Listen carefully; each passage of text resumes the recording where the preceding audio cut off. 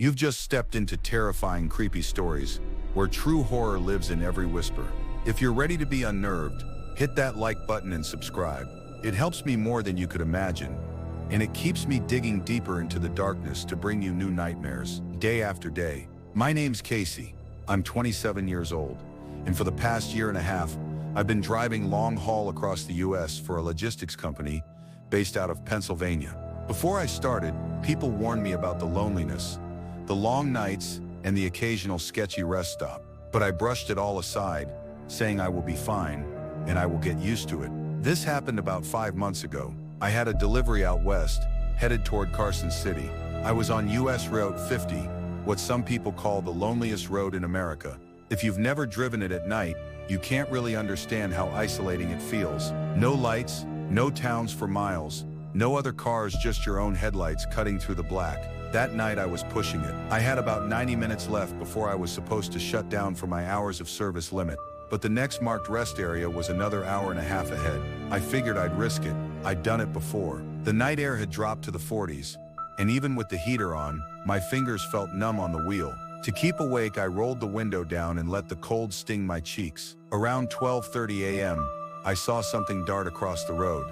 Fast, too fast for me to get a good look. My headlights caught a glimpse of white low to the ground, but it didn't move like any coyote or deer I've ever seen. It didn't even really run. It almost slid across the pavement, like something gliding. I flinched and tapped the brakes, heart pounding, but whatever it was had vanished into the desert brush on the opposite side. Probably a stray dog, I told myself, or a mountain lion maybe. I tried to shake it off. Then about 3 minutes later, I felt the entire cab shudder. A heavy impact, not enough to throw me off the road, but enough that I had to fight the wheel to keep straight. Something had hit me, hard. I eased the truck to a stop on the shoulder and grabbed my flashlight. I wasn't about to risk my safety, but I needed to check for damage. I stepped out onto the gravel, the crunch beneath my boots sounding loud in the dead stillness. The only light came from my rig's rear brake lamps and my flashlight beam. I walked around to the passenger side and froze.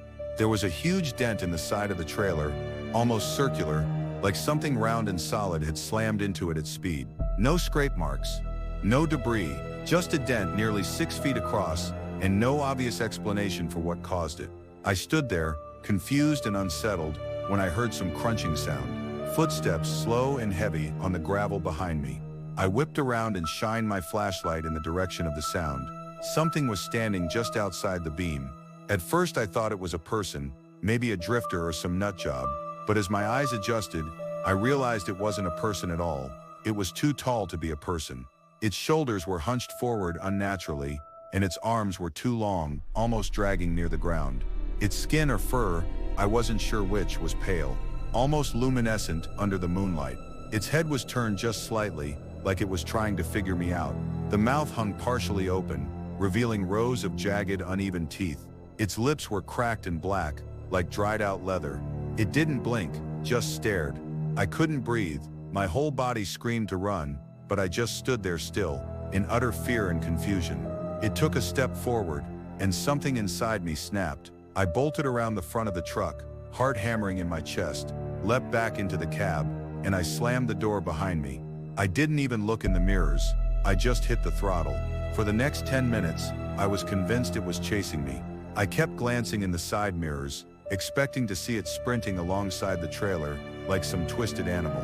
But I didn't see anything. I didn't stop again until I reached a Love's Travel stop, just outside Ely. I parked as close to the gas pumps as I could, under as much light as possible. That night, I didn't sleep. I sat in the driver's seat with the dome light on, gripping my steering wheel, and jumping at every sound outside the cab. The next morning, I checked the trailer again. The dent was still there. I never reported it to dispatch. What could I even say? That something attacked my truck in the desert. They'd send me in for a drug test, or worse. Since then, I avoid night driving when I can, especially through the desert.